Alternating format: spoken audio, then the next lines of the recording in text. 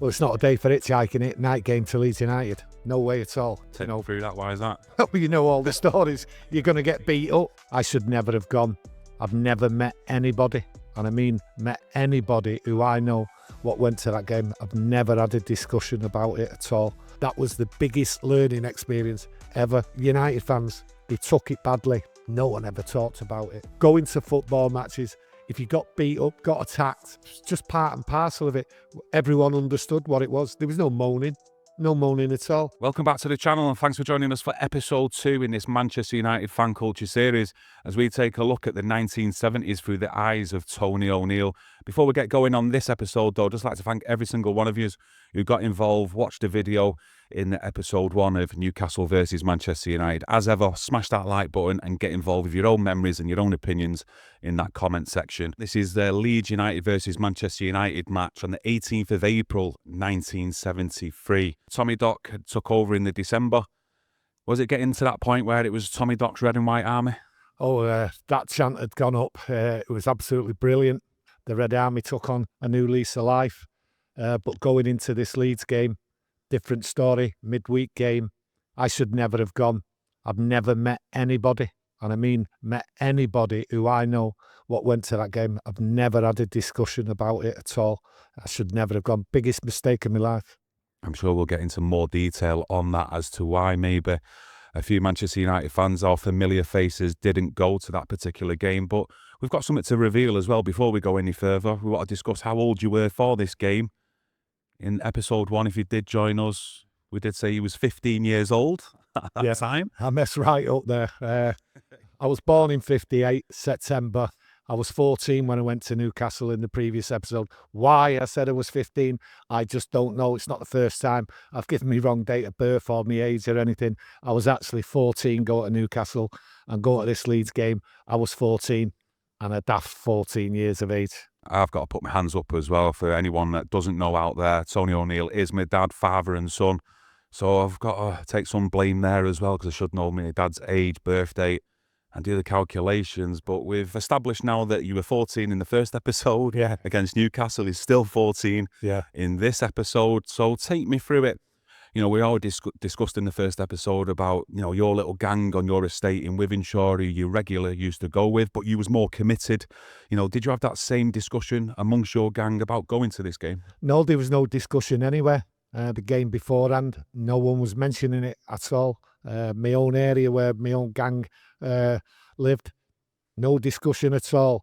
But I look back and I think to myself, well, there was no discussion, but there's also an excuse of why there was no discussion. They didn't want to go. They were fearful, just like a lot of United fans, fearful of going to Leeds United on a night game. Excuses were coming up. Got school, other people, we've got work, everything else like that. Big excuses all round. I'm fearful, and quite rightly fearful, because it was a bad place to go. Anywhere your local rivals, or your Liverpool, your Leeds United night game, absolutely, you should be fearful. And I ended up fearful, but people, every excuse in the book. But that's one of the reasons why I never ever found anyone who went to the game who I knew to have that discussion about it. It was erased from everyone's mind. They didn't want to know. They didn't want the discussion. Are you going, Tony? Where are you meeting up? Who are you meeting up with and all that? Completely different. The Red and White Army can go travelling about all they want, but that's on a weekend. That's on a weekend. Laugh and a giggle, that's what we all do. That's what it was about, getting your education. But that was for the weekend. But when your team's playing rubbish, which we was, right, people are coming up with excuses not to travel to the night game. And Leeds United, they had every excuse in the book not to go. These are all my pals. These are people who have known for quite a number of years and that, and I don't blame them in any way. To be honest with you, I should never have gone. I missed all the signs, and I mean I missed all the signs. Everyone knows the hatred between Leeds United and Manchester United, the violence and everything what goes with it. Going on a night game, there I go. Totally, completely different than going over the weekend on a Saturday with all your mates and with the Red Army. So take me through that day on the Wednesday, the day of the game. We discussed in the previous episode that You was a fan of hitchhiking it with the rest of the pals, regular going to the games. Was this a day where you hitchhiked it? Was there anyone else that you actually went with that day? Well, it's not a day for hitchhiking it. Night game to Leeds United. No way at all. Take me through that. Why is that? You know all the stories. You're going to get beat up. If there's one thing you've got to do, you've got to go in numbers. You have to go in numbers. That's the safety. Anyone go to Leeds over the years, they know the score. You get caught, bang, you're done in. You're done in. That's the way it is. That's not me glorifying it in any way whatsoever. That is how it was between Manchester United and Leeds United, and vice versa. They knew the score. We knew the score. The hatred was that bad. I just thought to myself, I'm going on the special train. And the only person going is my cousin John, who's actually staying with us at the time. Big lad, 10 years older than me. That'll do me. No discussion with anyone else. And I just thought to myself, we'll be all right here. Football special. It'll be full. Everyone will be roaring for it. Away we go. Got shocked that day. So you got to Manchester then, I presume, to get on the football special. Was there no them familiar faces that you'd seen like over the months, over the years then through following Manchester United? Well, what I'd done, I'd stayed off school. We was going to get into town about 3 o'clock, go for a pint. Yes, I'm 14. I'm having 2 pints in town, meet up with a few United fans, get the mood, get the excitement going. And we was just sat in the pub together, just the two of us. There was no atmosphere in town. It was flat. People weren't congregating, people weren't meeting. This was totally unusual. And I'm just looking around thinking, what's going on? Make our way to the station and, it's Subdued. And I'm thinking, what's going on here? I wasn't worried or anything. I just thought, oh, it's a night game, and people were walking up as though they'd finished work or anything like that. But there was no mobs, there was no gangs from any estates or anything like that. No familiar faces whatsoever.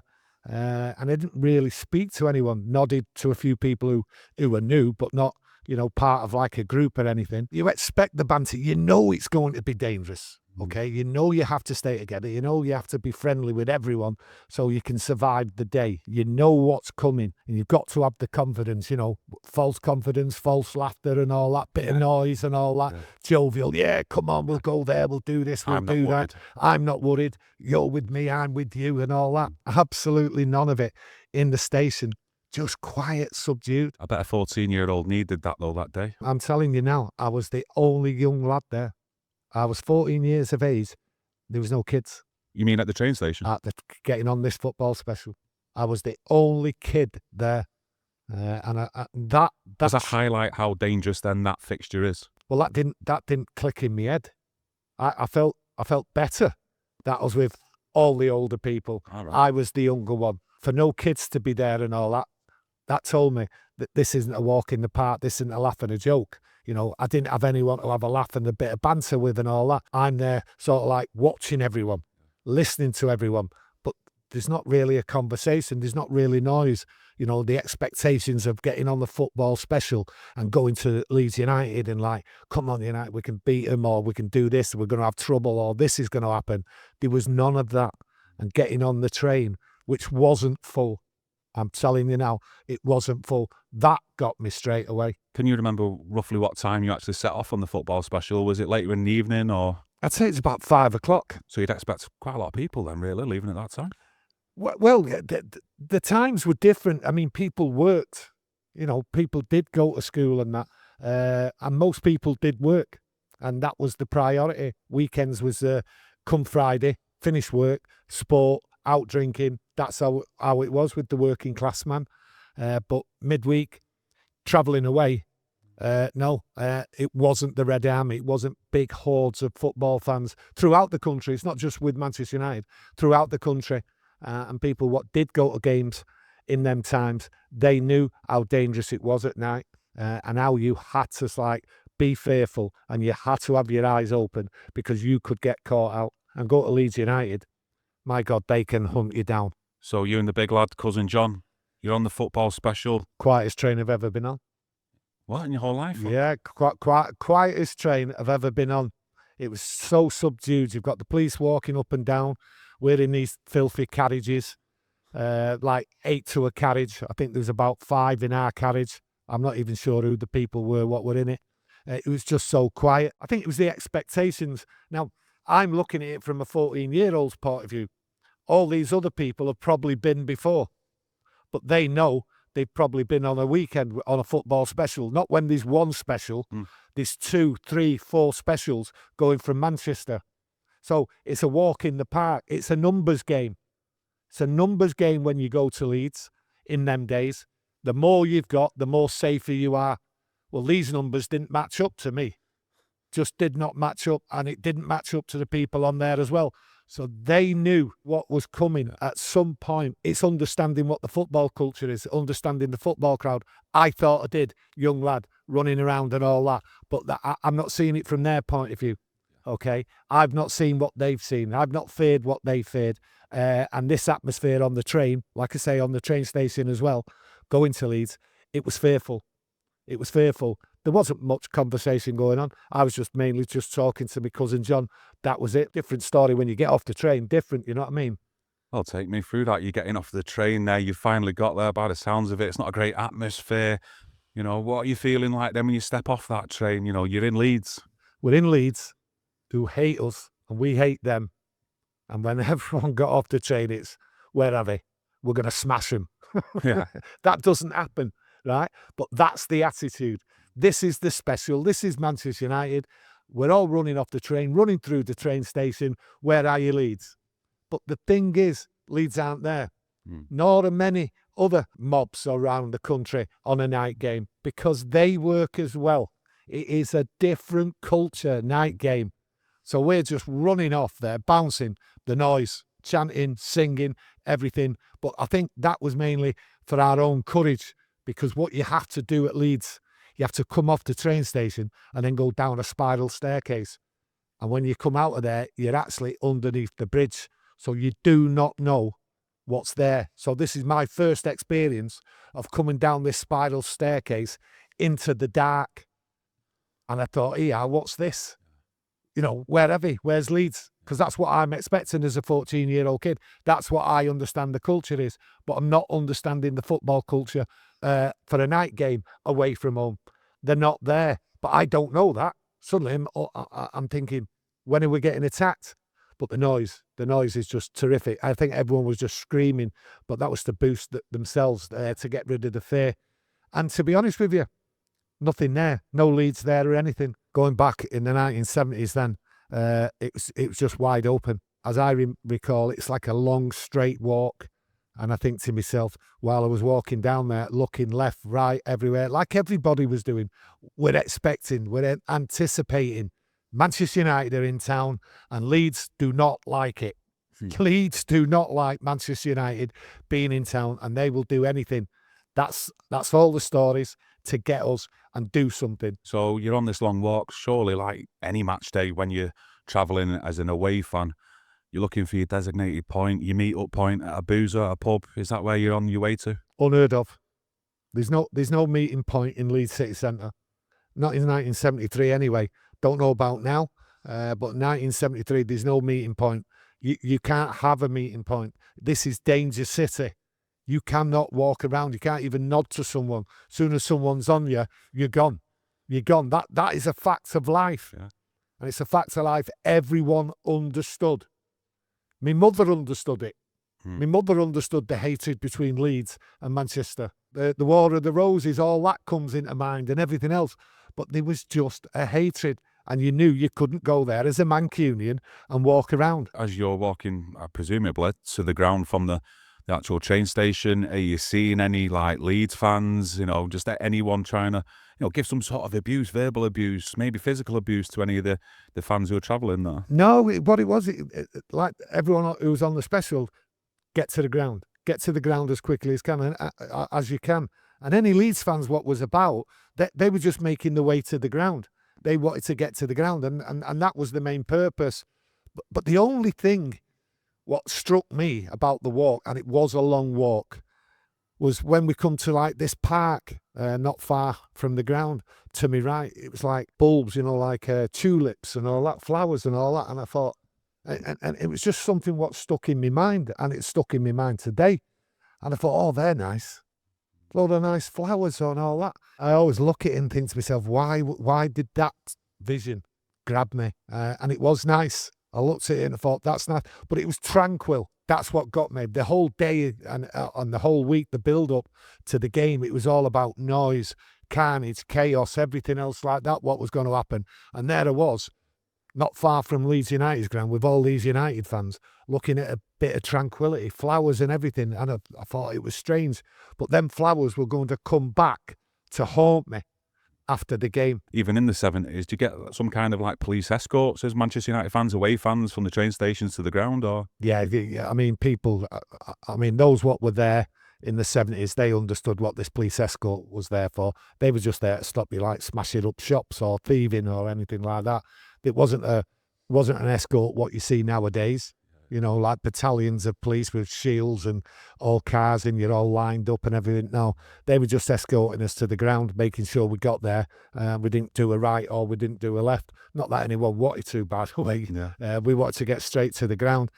Very weak. They're not there to protect you. They couldn't protect you in a scene if it happened. So you've seen the tulips, everything was very tranquil. You're in Leeds, so I'm taking it that you and your cousin John actually made it to the ground unscathed. You're going inside the ground to watch the game there? Yeah, it was very quiet. Calm before the storm. Well, it definitely was the calm before the storm. Led me into a false sense of security. No, we got to the ground, no problem at all getting in or anything. No boisterous Leeds fans wanting to like shout at us or give at us or attack us or even in our group to go and attack them in any way, because that's what it was. When the groups met, they attacked each other. You know, that's the law. There's no two ways about it. There's no ifs or buts, and there's no right or wrong about it. That was the way life was lived between Leeds and Manchester United. You seen each other. You had your gang, we had our gang. You attacked each other. One gang won, one gang run off. And that's how it was. That was the law. But there was none of that got in the ground. But what I found about the ground right the way through the game, inside there, it wasn't full. It was not full. There was plenty of space about, but there was an eerie feeling. It was quiet. Yes, United won 1-0, but it was an eerie feeling all the way through. And that's something I won't forget. Just to take us back there, you mentioned about you couldn't remember seeing any familiar faces, you know, the regular Manchester United fans who used to travel home and away at the train station in Manchester. Did you see any familiar faces inside the ground when you got there? No, absolutely not. I just don't remember having too many conversations with anyone. I was with my cousin John, and it seemed as though like we were stuck together like with glue.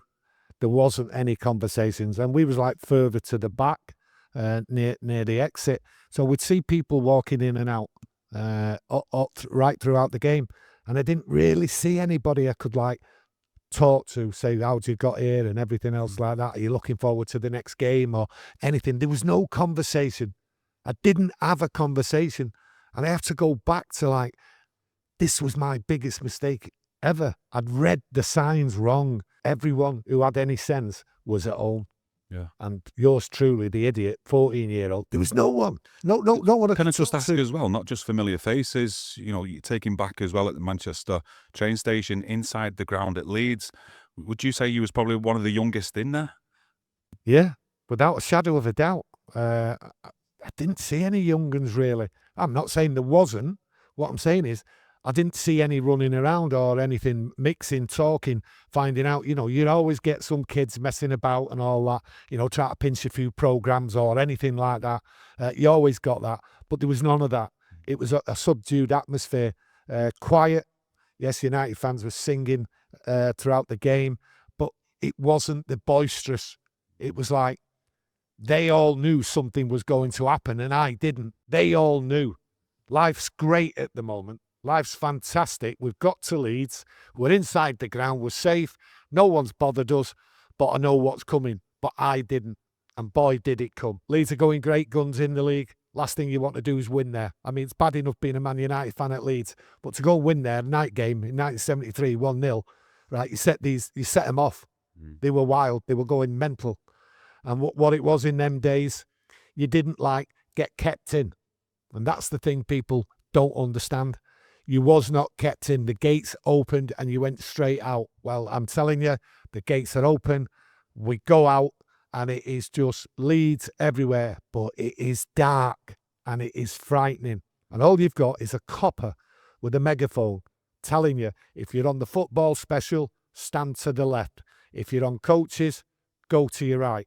So those on coaches had to go to the right. And I don't mean stand there. I mean, they had to go to the right. But this place is now packed with Leeds all around, just walking. And they're not attacking us. Got a few police round us. Got a couple of cop horses, police horses, shall I say. And that's it.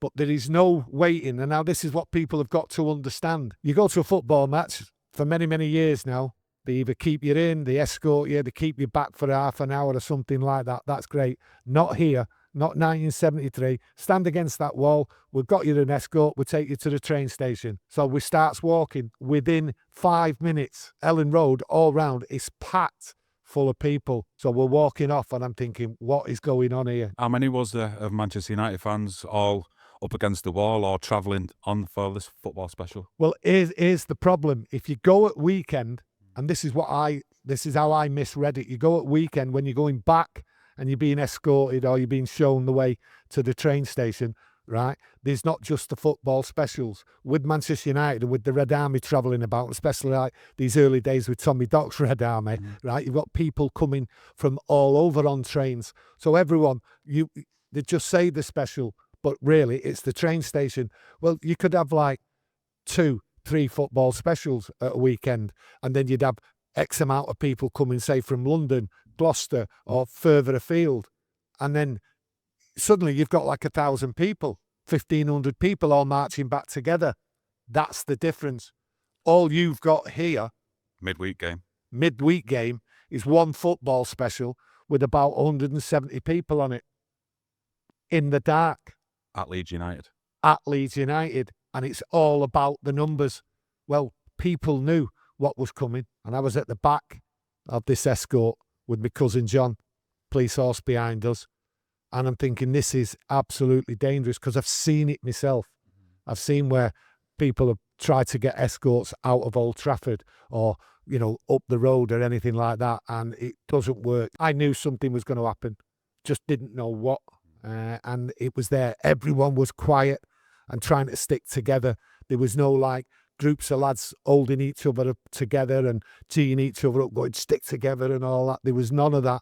And it was expected. Leeds to do something. So you got how far up the road, how far towards the train station for the football special? Oh, I think we got about where the Tulips was.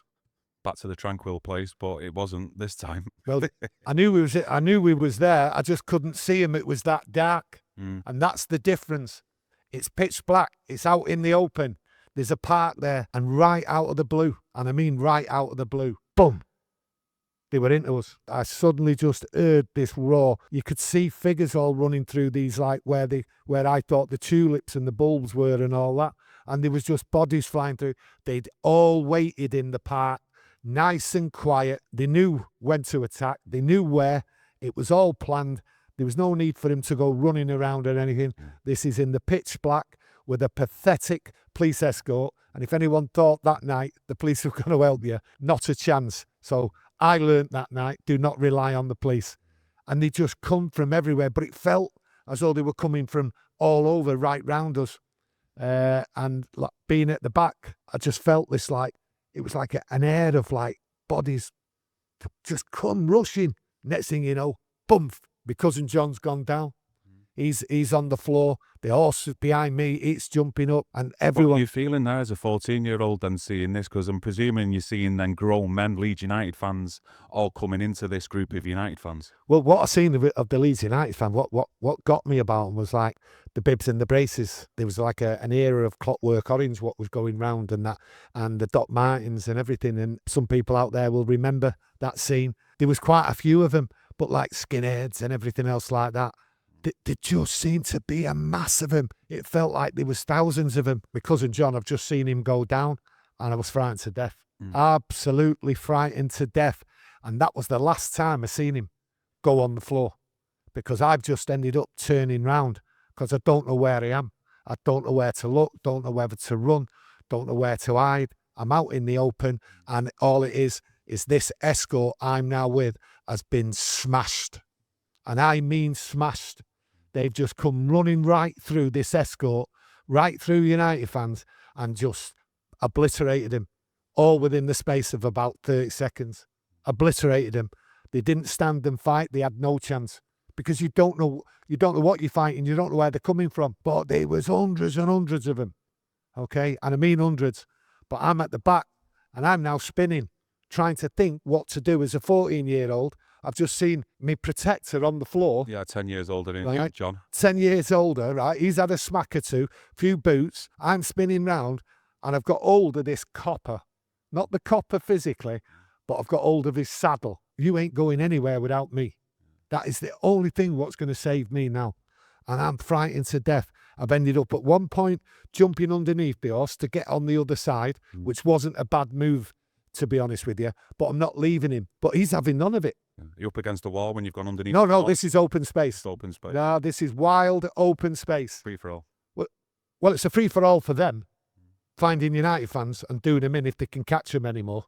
Because I'm telling you, you couldn't catch most of them, right? Because they were off, right? There was no point of hanging about. It was every man for himself. That's what it was. And I'm just holding on to this copper with us who's not happy with me. Even though I'm 14, he's giving me abuse. He don't want me holding that. He wants to get off, do whatever he's doing. So he tries to get off. I've gone a few yards with him. Then I've let go. Deathly silence.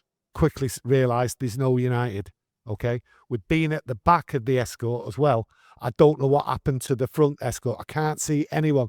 And it's dark. And I'm thinking, train station, got to get to the... I don't know where my cousin John is. I haven't got a clue. Was the bodies on the floor? People on the Oh, floor? there's people lying on the floor. Yeah, there's people lying on the floor moaning. Oh, yeah, there's half a cup kicking. Moaning is in like... The moaning. He was moaning.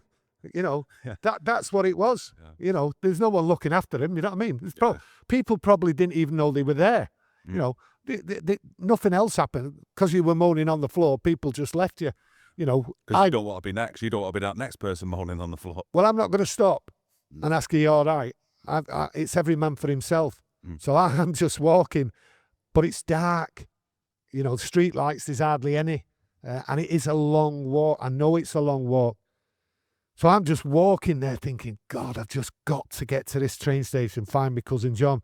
And I've also got to find United fans, what's going on and all that. I want to find out. This is me 14-year-old. What happened and all that. Virtually about halfway, maybe just over halfway there. I'm just on my own. It's been about 10 minutes. I'm feeling fine. I've missed it all. I've got away with it. My life's saved and everything. And then it came right at me. About 4 or 5 of them, Leeds fans, give me that question. And I'm telling you, fell through me. What, asking you where you're from? Are you a United fan? The question. Where are you from? Yeah, you can't exactly style a Manc accent, can you? We all know when you meet someone from Manchester and you're not from Manchester. No, but the funny thing is, obviously, through my experiences before and understanding, you get asked the time or you get asked where you're from, and they just want you to open your mouth with your accent. Even though I was 14 and I should never have gone or anything like that, I did say to myself, how do these Yorkshire people speak? And I was trying to like pick up a bit of lingo. So I've said, I'm from Leeds in the best Yorkshire accent I can muster. Now, you've got to imagine, and thousands of people around the country have felt this experience, right? Where you're from? Well, I'm trying to give it there in the middle of nowhere. No police, no nothing. There's no one going to help me. And I give me best. I'm from Leeds. Did they believe me? They checked me coat, pulled me coat apart. No scarf there. He's not. He's from Leeds. That's all he heard. And I was so grateful, so happy. I could have prayed on my knees there and then. I was so relieved. But, you know, thousands of kids have gone through it. And I just carried on walking. But it was all Leeds now, going back to the train station. No United fans. Can you give us a bit of a take of that actual Leeds accent you mustered up that day or what? No, I can't remember. I don't know what it was. It was like falling out my mouth in little bits, and I'm from Leeds. Must have come out in about 10 ways, you know what I mean? Yeah. I must have been decent though. It was half decent, you know what I mean? But they were on me. They were older lads as well. Maybe they might have known actually that you wasn't from there. You know, they're older lads. Maybe 1 or 2 of them just thought, look, he's a young kid. Or do you not actually get that at Leeds? No, look, every United fan knows, and every Leeds fan knows, right? Doesn't matter. You're getting a kick in. Oh, leave him alone. He's a young lad. No. They were out for blood. I'm from Manchester. You get a kick in. Doesn't matter if you're 10 years of age or 80 years of age. Every United fan knows the rules, knows the score, okay? And so does every Leeds fan. Back in the 70s, that's the way it was. You're getting a kick in. Age doesn't matter. And I knew it didn't matter then. They were going to kick my head in. Mentioned before that United fans were scattered all over the place. How far are you then from the actual train station actually getting there? Or even where's your cousin John at this minute? Is he still on the floor? Is he moaning? What? He could be in an ambulance for all I know, and for all I care, to be honest, because I'm just bothered about myself, just like everyone else. That's the fact of life. That's the way it was. Didn't know where he was. Didn't know where any United fans were. Couldn't see him. It's just a massive Leeds fans walking back to the station. I'm about halfway back to the train station. So there's a fair walk to go here now. A lot of time for me to contemplate on everything what's gone on in the day. And I've said it before, you learn from every experience and everything. And I was all about learning, and I learned everything what not to do going to Leeds. I was even planning in my head, this ain't going to happen again. This is never going to happen to me again, especially coming to Leeds. I'll never fall into them mistakes again. And as life continued, them mistakes weren't made again. I wonder if Big John actually thought that himself on the way back home. But when you did get to the train station, and presuming you got there with no other actual situations arising from any Leeds fans, what happened at the train station? Just, there was no United fans on the station. They were all on the train when I got there. I was virtually one of the last to go. They were all quiet. They were on there. I was just bothered about looking for my cousin John. No one was communicating or anything. It was all subdued. There was people there, a few moans and groans. But when I got in the compartment where my cousin was, he was proper moaning. He had like a cut over his eye, thick lip. His pants were all ripped around the knees and everything where he'd been on the floor, whether he'd dragged on the floor, kicked. But the thing is, he didn't discuss what happened to him. And that was a sort of an unusual feeling, that he wasn't discussing it. I don't know whether he was embarrassed or anything, that he'd been beat up and that he was with me, a young lad, and he was there to protect me or anything. But hey, there was a few people in a bad way on that train going home. But that weren't the end of it, you know what I mean? There was more to come. More to come?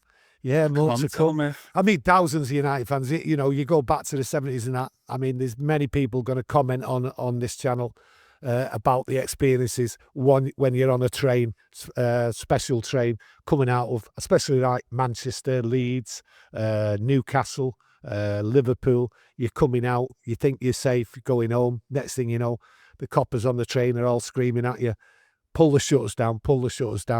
And within about a minute of pulling out the train station, bang, the windows are going through, bricks and everything. It was just a common thing. I've done it myself. Yeah. You know what? Friends I've known, I've done it. That's what it was. We used to try and get the Liverpool trains or things like that, throw bricks and all that. It was just part of the game, and some would say part of the fun, but it was the way it was. It's the way it was. The way it was, not just from Manchester United fans up and down the country in them 70s. Oh, every game, every football special, it was a target. Get them.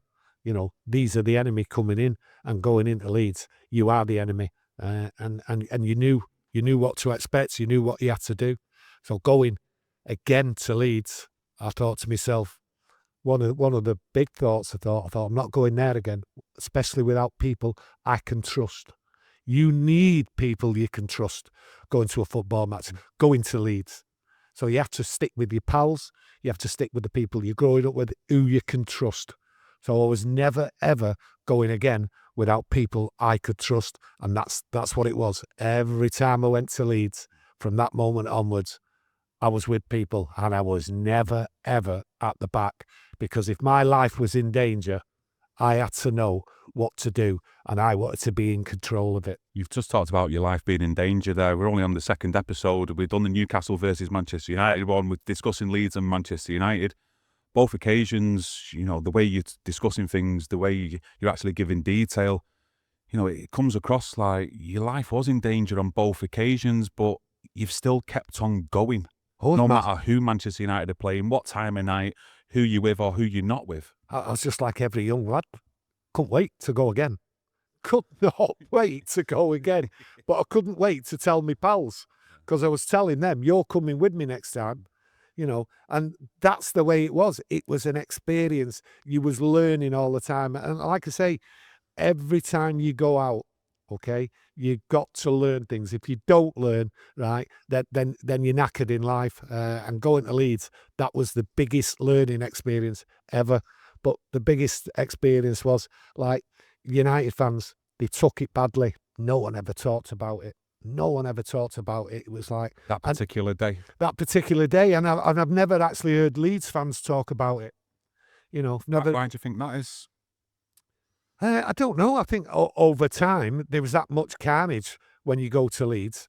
It was just one of them things. It's like they'll say they beat up United fans, but the thing is, when the Red Army, it was like really starting to flow now, and then the following years and whatever, it was all about big mobs sticking together.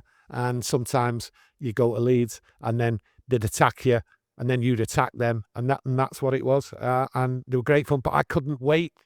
I mean, I could not wait. Just like I was no different than anyone else. All my group, or my gang, shall I say, in Wythenshawe, they couldn't wait when I told them the stories, and they weren't worried so long as we went together. And like I say, people avoided that game, and they made every excuse up they could. When I look back at it, I think to myself, that was a bad time, and I never seen that again. I never seen that again. Is it because, like, these experiences that you've had, particularly at a very, very young age, you, like you mentioned earlier on, you're going back to the train station, you've got your head down, you're thinking about the full day, the mistakes that you've made. Is it then in your head going forward, I want to go back again because I want to correct them mistakes that I made that day? Is it got partly to do with that? I think it's partly to do with gang culture.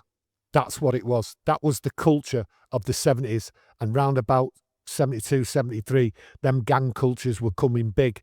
And obviously, you talk about the Red Army. Yeah, the Red Army was there, but within the Red Army, okay, there was another gang coming through. I've said it before, the 14, the 15, the 16, the 17-year-olds, they were forming their own groups within it, and they were sort of like turning around. They wanted to trust each other, get together and get a fight. Because they knew there was going to be a fight. So you had to know each other. You had to trust each other. But that night, go to Leeds, that night game, no one could trust each other. No one hardly knew each other, to be honest with you. And that was the failing. And that's why they got absolutely smashed that night. I've got a feeling there's many more experiences, many memories of you actually going to Leeds. I've got that smile on your faces that I can actually see. Loved it. And I don't think possibly this is the last time we'll hear about memories and stories of travelling to Leeds United, especially as well Newcastle, what we mentioned in our first episode. But I think we'll wrap it up there. Is there any more to say on that, a bit of an overview of the whole day? Or No, I just go back to it, and I look at the whole day as an eerie silence, to be honest with you. People knew what was coming. So there's no arguments. There's no arguments from United fans what happened, because at the end of the day, they'll turn the tables on the Leeds fans given the first chance, and there was plenty of chances of that, and it did happen. So there's no arguments. It was part of what it was, going to football matches. If you got beat up, got attacked, it's just part and parcel of it. Everyone understood what it was. There was no moaning at all. You just got on with life, brushed yourself down, and just couldn't wait for the next game. And the next game couldn't come quick enough for me. Yeah, it sounded like there was a few moans at one point in that police escort at one point. Oh, lots of moans. I'm sure there's a lot of people, whether you're United fans or fans up and down the country, around the world, who have heard them moans or suffered them moans themselves, unfortunately, at times. But yeah, I'd just like to thank you for sharing your story today. Episode 2 of that Leeds versus Manchester United game on the 18th of April, 1973, where Manchester United won that 1-0. Our third episode for any of you out there. Hopefully you've enjoyed the second episode today. Let us know your thoughts and opinions on it. Any memories as well, as we've discussed. There's not many United fans Tony has spoken to ever since then who's ever discussed that match. So if there is any of you out there, please get your own memories in the comment section. Episode 3. It'll all be about Everton versus Manchester United. So any Evertonians out there or just fans from Manchester United or other clubs who are interested in these stories, please get that notification on, because we will see you in a couple of weeks to go through that story. We certainly will. This is the Red Army on Merseyside, and we got relegated at the end of the season, so this is it's really good, really interesting. Right, I'm looking forward to that one myself. As usual, it's much appreciated. Every single one of you is joining in, watching our videos and continuing to support us and smashing that like button. Thank you. Thank you all, and we'll see you again soon. Thank you. Thank you.